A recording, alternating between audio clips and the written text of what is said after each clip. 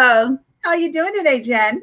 I'm great. So just so you all know, if I'm like smiling really big, one, it's because I see Summer, and two, because I do the behind the scenes, and I'm just like, yes, it worked. Oh my gosh! I am thrilled to be here with you all. we are, and it's so funny because she does the intro, she does the countdown, then the intro, and then she gets us on with this amazing looking overlay, and so it's just. She's like, yeah, it's a celebration every time it goes smoothly. So by the time if this pops up great, I'm like, yes.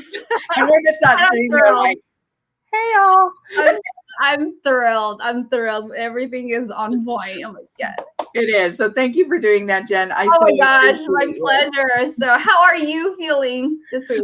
I'm doing good today. I'm doing good. And we have so much to look forward to in relation to like these wonderful questions that we have to answer for you that have been submitted to us. We are so enjoying our time on the Life, Love, and Money show.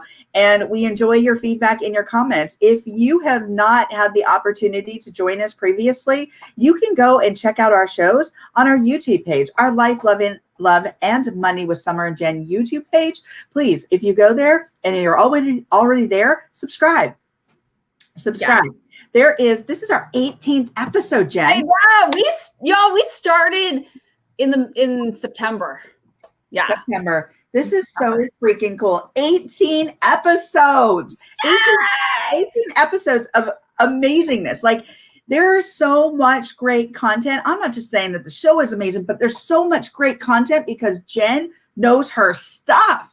And so do you. I mean, you don't know. This woman is a doctor of psychology. And on top of that, she's got tons of experience. She's also a producer.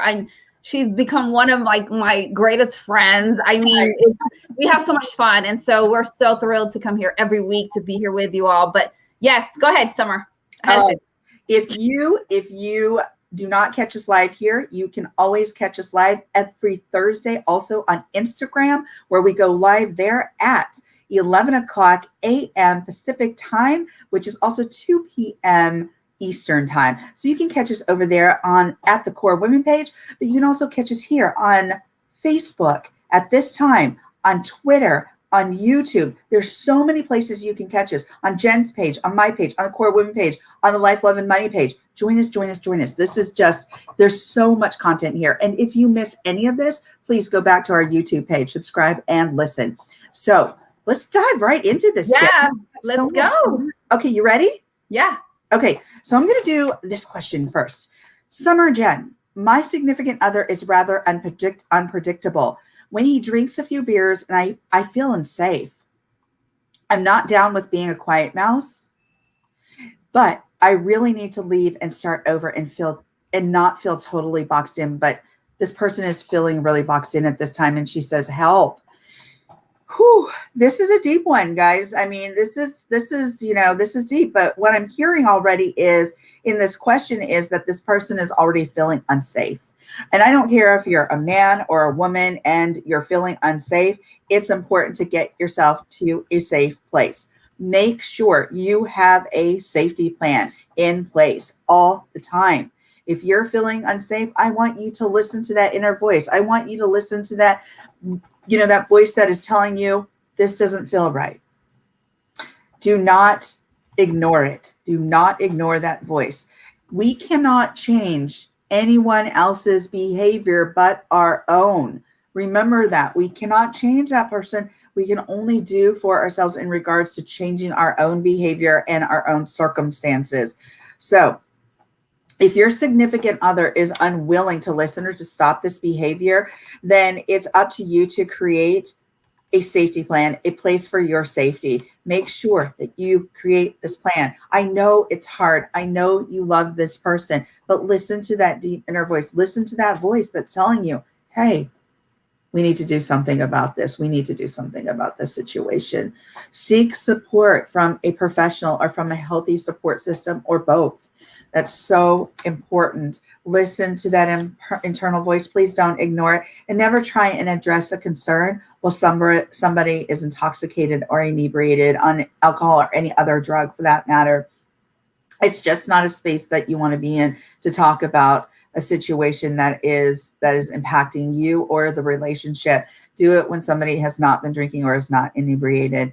If you still want to be with this person, it would be my suggestion to follow some of these guidelines. Get yourself, number one, somewhere safe or in a safe situation. Ask your significant other to join you in counseling if that is something that you want to do to help support that relationship. If your significant other is unwilling to join you in counseling, your partner may not be ready for the change that you're asking him or her to make, which means that it is important to start making your own decisions and setting your boundaries for yourself to keep yourself in a safe place in a healthy way. If your partner does choose to engage in counseling or in getting help, you still need to be in a safe place until you are ready to reunite with your significant other. Again, you could be a man or a woman in the situation. It happens to both males and females. It doesn't matter. Don't be embarrassed. I know that's easier said than done, but if you could try not to be embarrassed, have a little grace for yourself. Know that you always want to be in a safe place. Construct a healthy support system around you. Sometimes we do need to make those tough choices. We do need to make the choice to leave a relationship. And that is a tough decision, I know. And, it's difficult. And you talked about something that was really important. And I want you to chime in here, Jen, about how that is difficult when you're inside the situation. You want to go on and talk about that? Yeah. So I know sometimes for many of us, when we either have a friend that is in this situation, it's very easy for us. Like, for example, like even, and I'll share briefly what happened to me. And it's very easy for us to look at this question and be like, duh, like it makes sense. Like, of course, leave. And it's just so easy for us to judge and to think like this. I don't even know why this is a question. Of course, if you're not safe, leave. But I got to tell you, I have been there where I've had friends in situations where it was toxic, it wasn't safe. And I also have had the experience of being in one, and it's crazy. You're just not thinking straight. You're completely irrational. And a quote that I use very often is, "You can't see the picture when you're inside the frame." That was by Les Brown. Ah, yes. It's really interesting when you think about it, because when you're inside the situation, it's very hard for you to take a step back and look at like, this is crazy town. I can't believe I'm allowing this. And Summer talked about boundaries. You just don't have any boundaries. Like, you don't even think about it because you are trying to deal with the logic, and then you're trying to deal with the emotion and the heart. And like she said earlier, you probably love this person. You're in love with this person. So it's very hard and difficult to just walk away, even though it's to the detriment of your health and safety. And so I share that because I know what it's like to be in that situation, regardless of how common sense you think this thing is. It's very hard to say goodbye. It's very hard to walk away, and you want to be that better person. You want to give that person a chance, even if you're getting beat up, even if you're getting verbally abused. It's emotionally abused. I'm sorry? Emotionally abused as well. Yes, emotionally abused in any way. It's very important for us to not judge, because we're not in that situation. And it's easy to say like, "Oh, makes so much sense. I don't know why you just don't leave." But there are so many things involved. And so I share that because I want us to all have this understanding that have some grace and compassion upon people that are going through this. It's not as easy as it seems. It's not this thing where you just up and leave and they're like, yeah, go run to safety. It's not the same thing when the heart and the emotions are involved, especially if there are children involved. That's a whole different situation where they start to think like, well, this is the father or this is the mother of my children. It adds another layer of complexity to the entire situation. And I'm glad you mentioned that, Jen, because that has to do with modeling. I take that extra step. And when you do stay in a situation, you're also modeling your own behavior for your children, number one. Number two, that those children are also being then traumatized because they're recognizing and seeing what's happening. And you may think that they're children, they don't really get it, and they'll bounce back and whatnot.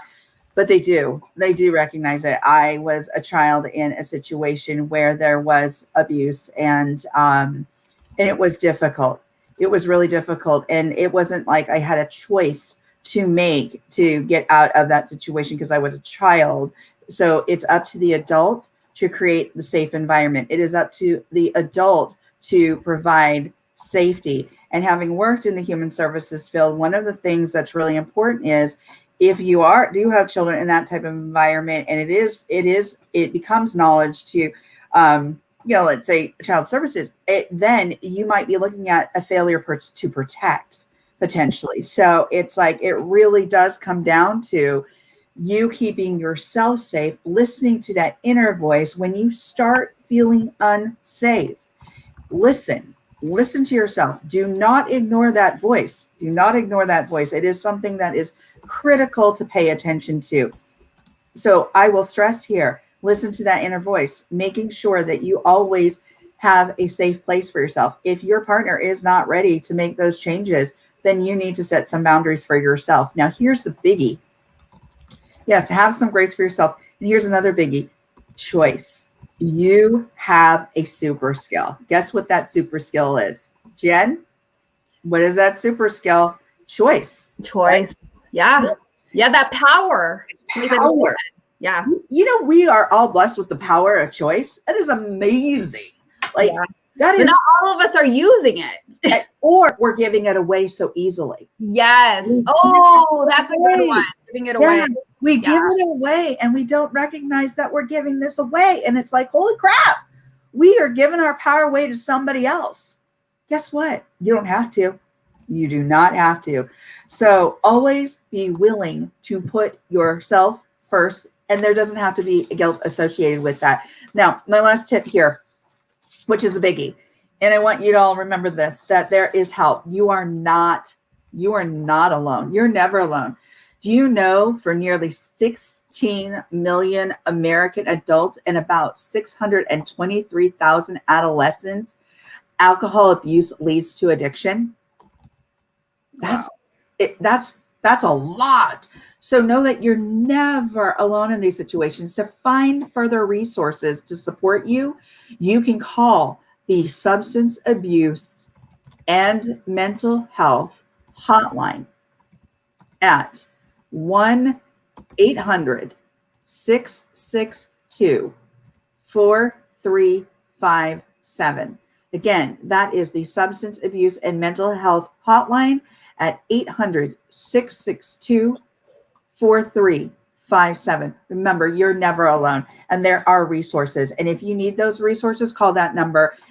They're there to help you, to help support you. Remember, if you have any questions for us, DM us your questions. This is 30 minutes of free coaching. We're not going to delve deep into the clinical aspects of this because this is coaching, and there is a line between coaching and clinical work. So make sure if you have any life, love, or money questions that you want Jen and I to answer, I was like Summer and Jen and I to answer, please DM us your questions today. All right, Jen, let's go on to the next question because this is all right, ready for it? I'm ready. Let's go. All right, Jen and Summer, with all the turmoil right now, should I save my money and not invest in a new house or a new car? I'm very concerned that things will get worse before they get better. And my feeling is that I need to save my cash reserves or even take it out of the bank for a while. I know a few people who are stockpiling food and keep urging me to have cash on hand in case something else happens. Jen? Yeah, this is a great question. And so it's really interesting when you all think about it. We have been in this pandemic situation here in America since about March, officially, when the quarantine really started buckling down. I mean, we kind of heard things in the news that stuff was happening, but think about it, like in 2 more months, actually 1 more month, we'll nearly reach about a year anniversary. It's crazy, right? No, that's so wild. It is wild. By the way, if you are watching us live right now, hit that share button And if you're catching this on the replay, put in the comments hashtag replay. We're so thankful that you're here with us, joining us today. And, so when I think about like, my gosh, what happened a year ago? About nearly a year ago, we entered a financial meltdown, another one sort of. And think about that. Where were you at that time? And the thing that when you ask a question about saving the money, are you in a position where you have the emergency fund built up? So you're talking about stockpiling, like you need to be more concerned about stockpiling the emergency fund than, cans of beans and toilet tissue. Right. So think about your situation. Again, we talk about this every week, nearly about values and budgeting and preparing the foundation. And so if you need to go back to your budget and just look at what it was and look at where you are today, look at the emergency fund. Do you even have at least another 3 to 6 months in there? So before you start deciding, like, I need to buy another house or I need to buy a car, I mean, you have to prioritize your needs and your wants. Again, I don't know the details of the situation, but if you can, put aside that you have to, go to a new house. Now, granted, if you're in a situation where you need to move locations, that's another thing. But you have to ask yourself that, what are the priorities that need to be done? And I'm going to talk about the order in which you need to do it based purely on the numbers and logistics, not so much from the perspective of what you need right now immediately because of your current situation. So first and foremost, you have to beef up that emergency fund. If it's something that you have depleted, and especially if you're in a situation where you are still working, there's still income coming in, start setting aside money, because everything is so, I shouldn't say everything, but there are a lot of things that are still unpredictable. People are still not able to find work, or people might be in a situation where they only have a little bit. You have to be very careful. And the only way you're going to know if you're planning properly is if you have a budget. So put aside money, whatever you can. That would be the first thing I would tell you to do, is beef up that emergency fund. Now, so that's the first baseline level. Okay, so now the next thing is, you asked about either should I get the car, should I get the house? If you are in a position where you have the choice of which one should I do first, again, this is also depending on, if you need a car, then you need a car. Depending on where you live, depending if there is public transportation available to you. For example, you live in Southern California, most likely you need a car. Yeah. You can take the bus. It's a little difficult. Unlike some states, especially back east, there's a public transportation system. There are, subways and things like that. So depending on where you live, you really have to assess, like, should I get this car? I went through this mental, situation with a friend of mine. And she was like, should I buy a car? And I went through the numbers with her.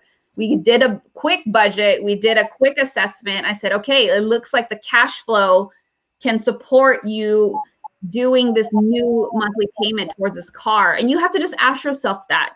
Because realistically, if it's going to put you out and you're going to be stressed, like, I don't know, I can do 300, but if it goes up to 400, it's going to be tight. Well, if you're saying stuff like that, then maybe you need to change the kind of car you're looking at. Maybe you need to consider that you buy used. I'm not, and that's not a bad thing. I think too often we get caught up in like, oh, it has to be new. And it's like, no, it doesn't. You don't want to ever put yourself in a situation where you're stressed and you can't make those payments. So for me, cash flow is king, or I say queen. Cash flow is so important, because if you get to a situation where you're looking at the cash flow and it gets very tight, you are creating a bigger problem for yourself, and then that just snowballs. So you have to look at what you can afford when it comes to buying this new car. Okay, so if you need the car, then you have to get a car because you just can't get around, or whatever the case may be. Now, again, going back to if you had to decide whether it's the house or the car, because you can do both, especially if you assess your cash flow situation, get the house first. Because what ends up happening is you're going to mess up your debt to income ratio, where they look at the available credit, they look at how much money you're making, they look at how much debt you're using.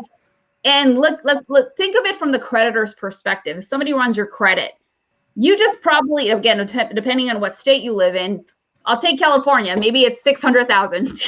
You just borrowed like, 550,000, and now you want to try to apply for a car loan.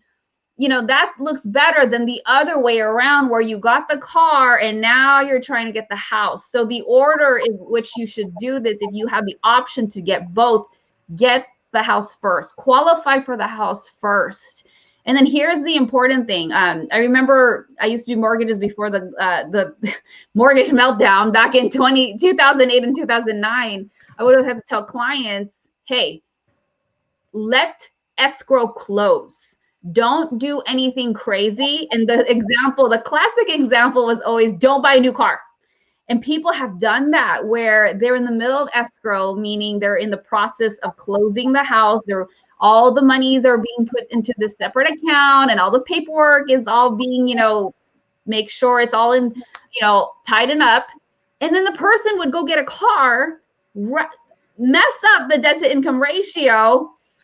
And then it's like, it can completely mess up the situation. And so don't do that because it just messes up the formula. So get the house first, make sure escrow closes. Like you are literally in the house. You are the owner at that point. You're on title. May not outright own it, but you are on title. It's your house. You moved in, then go get the car. So it's very important that you do it in that order. Because you don't want to mess up your chances of being able to qualify for other things.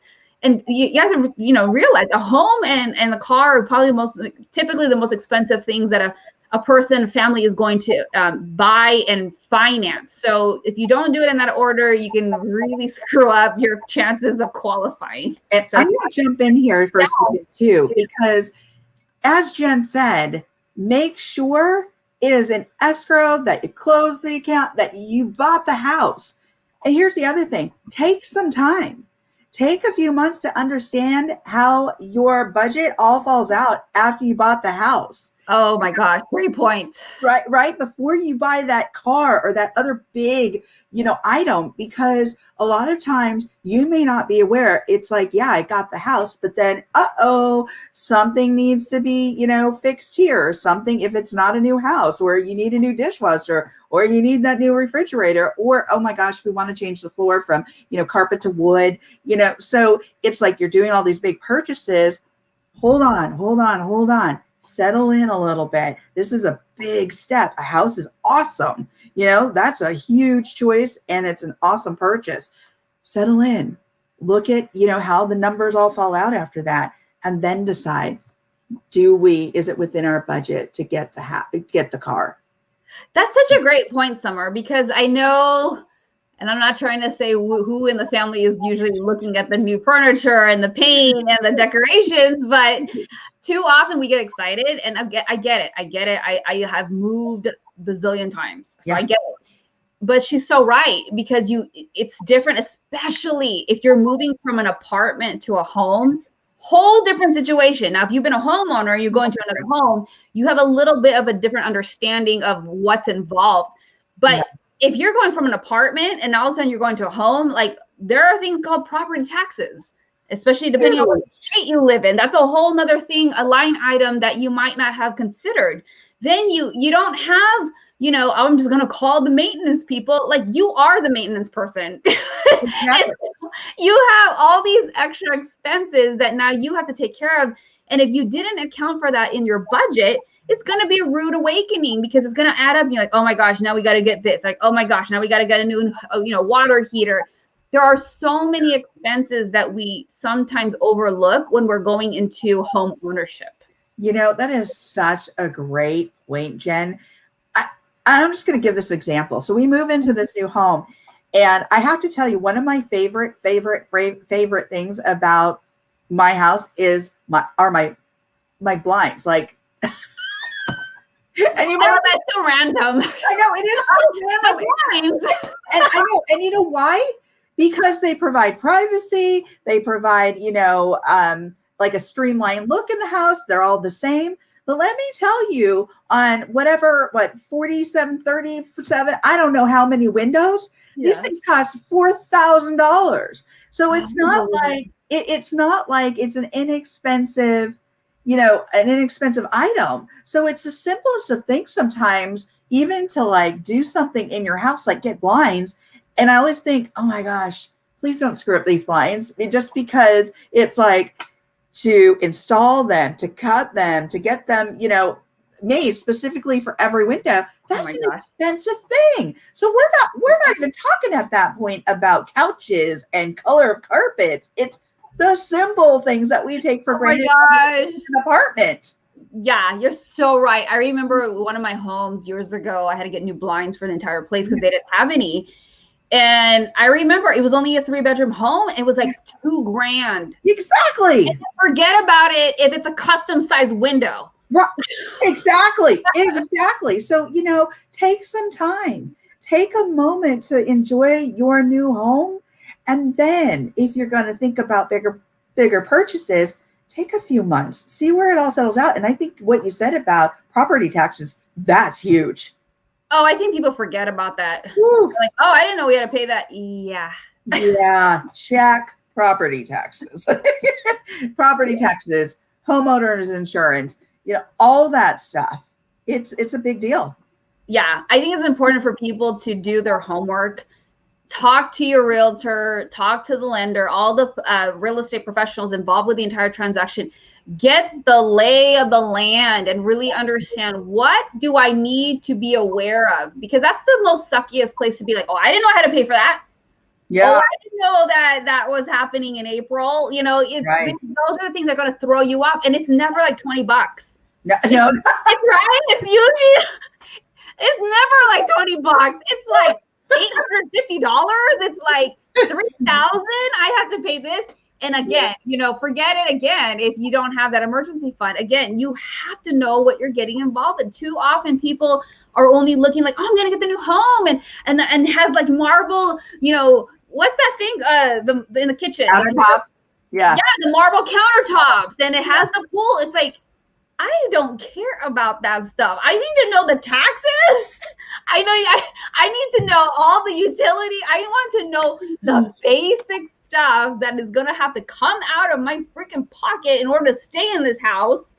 Yes. And it's like we get caught up in like, oh, what this, that. And I'm not poo-pooing on your dreams, but I'm always that person that's going to pick the reality. I'm just going to give it to you. Just like, this is what you got to look at, because too often I talk to people and then they're in a bind because they weren't aware of the things that they should have been aware of, or they should have been looking out for, or they should have been saving for. And then you find out the hard way. You know what, Jen, I love everything you're saying, because really it's about getting prepared before you dive right in.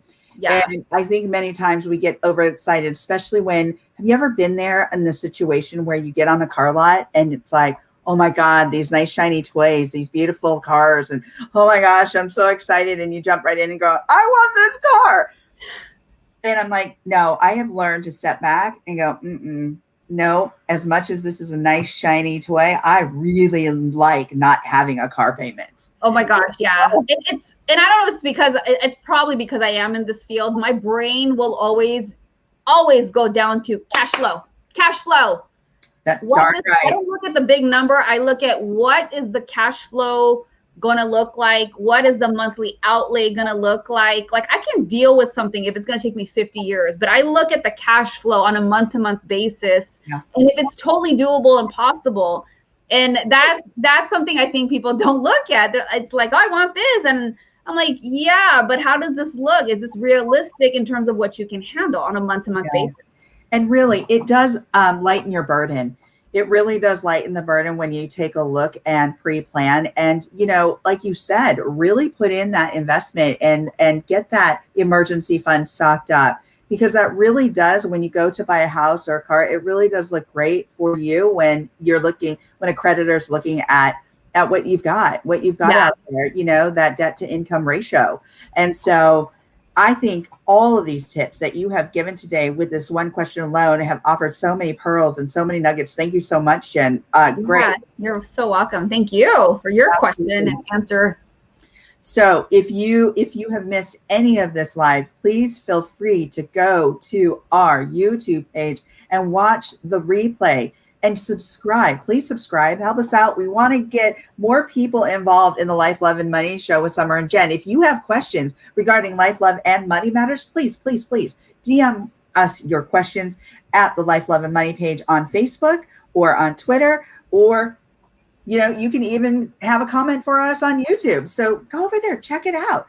All right, Jen, are we ready? Yes, we're going to do the nugget of the day.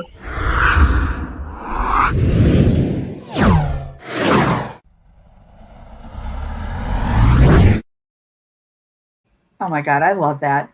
I know. It's simple. It's like, it's tech. There's a lot involved behind the scenes, but yeah. There is. Thank you. So I'm gonna jump into the nugget of the day. And there was a question that Summer and I had talked about the other day. And if you had extra time, let's say there was 25 hours in the day, what would you do with it? And so some people might say sleep. I personally said I would read and catch up on the books that I have been behind in finishing. And so whatever that thing is for you, why aren't you doing it now? You may not have 25 hours, you do have 24, but I want you to be encouraged, like, why can't you do it now? So find some time to do that, because so often we get caught up in the busyness of the day, work, family, kids, spouse, partner, whatever the case may be. And you don't want to wake up one day and realize, oh, I never took care of that. I never got to do that. So find some time in your day to be able to give yourself that gift of accomplishing that thing that you would do if you had that extra time. Because at the end of the day, it's not about having extra time. It's about making time. How about you, Summer? Love it. Thank you. Yay, it's about making time, not having extra time, but making time. I love that nugget. Okay, so my tip is, or my nugget for the day is, don't give up your power of choice. Yes. And this taps right into our question that we answered earlier. We all have this super skill. We all have this gift, which is called choice. It is something we as humans, we have, and we let go of many times. We easily give that away to somebody or people, and you don't have to. Be selective about your power of choice and where you're allowing your power to be used, or your power of choice to be used, because these are your choices that you make about your life, your body, your mind, all this stuff. This is your power. This is your super skill. So decide who you want to give it to, how you want to use it. And really, I think we give it away so freely that sometimes we need to assess, like, are we giving it away? Are we giving so much away in regards to our power of choice that we aren't utilizing to our best benefit? So just consider that when it comes to your power of choice, your super skill. I love it. Thank you for sharing that. That's so huge, and it's a perfect way to end this show. Thank you, everybody. Thank you so much for joining the Life, Love, and Money Show with Summer and Jen. We'll be back with you next Thursday, so join us then. Take care. Yes, thanks, everyone. Thank you. Thank you, everyone. Thank you for watching the Life, Love, and Money Show with Summer and Jen. Dr. Summer Watson is the owner of the production and coaching company Core Women, LLC, is a doctor of psychology, has a depth of experience working in both for-profit and nonprofit in human services and mental health, is a professional coach, seminar host, documentary film producer, and an author. Jen Fontania is a former financial advisor and now a certified money coach, speaker, and has published 6 books. She has worked with organizations such as the Walt Disney Company, Warner Brothers, Target, Goodwill, and the U.S. Air Force. She loves working with women and helps them master their money and mindset to empower them to build the ultimate life without worrying about money. Join Summer and Jen every week as they go live on the Life, Love, and Money Show on Instagram, Facebook, Twitter, YouTube, and LinkedIn.